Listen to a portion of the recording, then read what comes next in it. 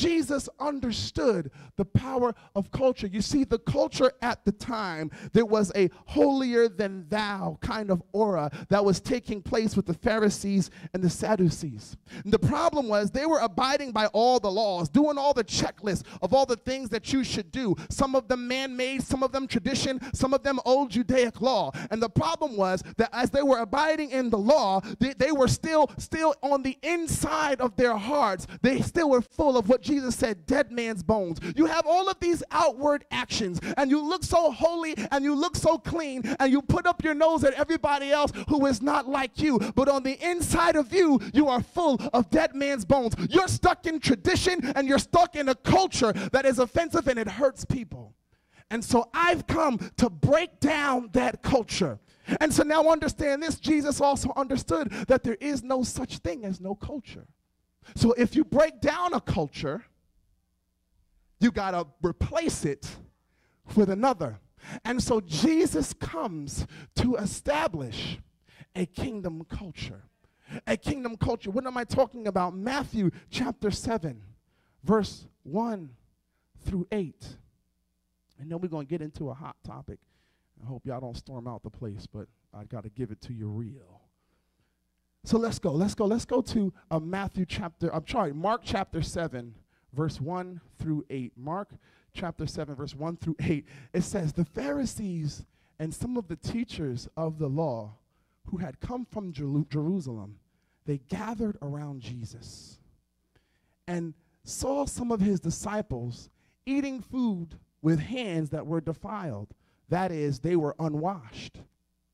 The Pharisees and all the Jews do not eat unless they give their hands a ceremonial washing, holding to the, there it is, tradition of the elders. So this wasn't even just about being clean. This was about tradition. You have to wash your hands in a certain ceremonial way. And Jesus was like, listen, I'm trying to eat with people who need me.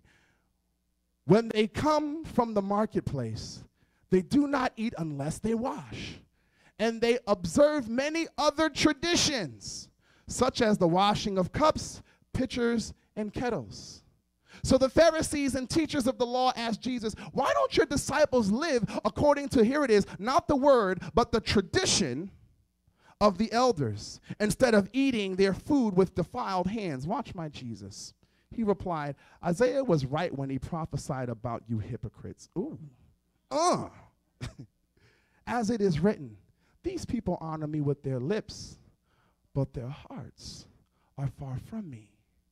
They worship me in vain. Their teachings are merely human rules.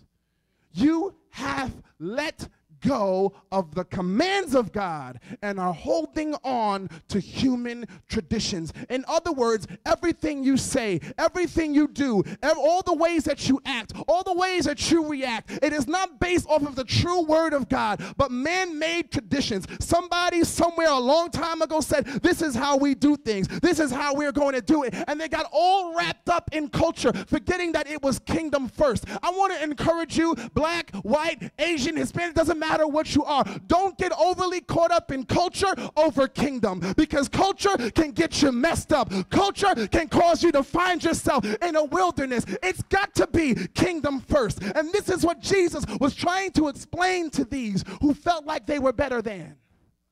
Even than Jesus, the living word himself.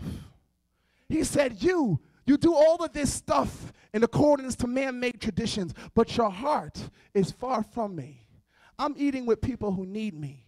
You think I got time to go somewhere and do a ceremonial hand washing and a ceremonial? By the time I do all that, them folks would have eaten and gone. I see opportunity. And so I want to be where they are. You go ahead with your man-made traditions. I am the living word. And I'm going to move forward and see the kingdom grow. It's got to be kingdom first. Are y'all with me this morning?